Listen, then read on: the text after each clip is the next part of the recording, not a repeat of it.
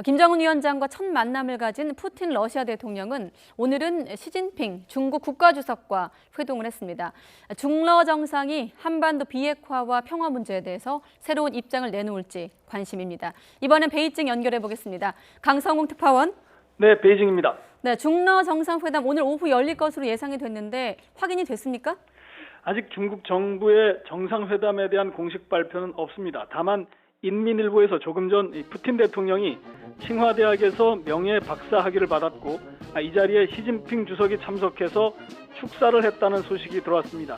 관영 신화통신도 시 주석이 푸틴 대통령을 별도로 만났다고 조금 전 보도했습니다. 하지만 두 정상이 어떤 형식으로 만나서 무슨 대화를 나눴는지 자세한 내용은 아직 전해지지 않고 있습니다.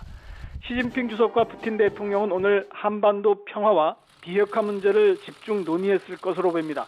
물론 1대1로를 계기로 중러 양국 간 경제협력과 친선 증진도 중요한 의제입니다. 푸틴 대통령도 오늘 1대1로 포럼 축사에서 중국과 폭넓은 협력을 하고 싶다고 밝혔습니다.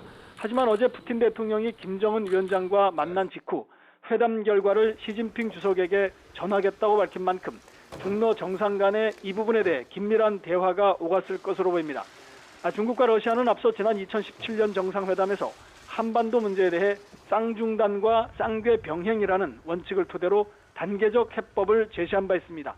이 가운데 쌍궤 병행은 한반도 비핵화와 북미 평화협정 협상을 동시에 추진하자는 것입니다.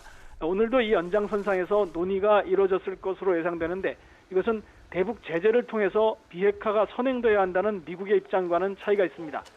또 어제 푸틴 대통령이 언급한 대로 북미 간의 직접 협상을 지지하지만 육자회담 같은 다자간 논의 틀이 필요하다는 데에도 양국이 의견 접근을 이뤘을 것으로 보입니다. 하지만 현재 미국이 강력한 대북 압박을 고수하는 상황이어서 중국과 러시아가 미국에 맞서서 제재 해제를 전면적으로 요구하기는 쉽지 않아 보입니다. 따라서 양국이 정상회담 이후 발표 수위나 표현을 어떻게 할지도 관심이 되고 있습니다. 지금까지 베이징에서 YTN 강성웅입니다.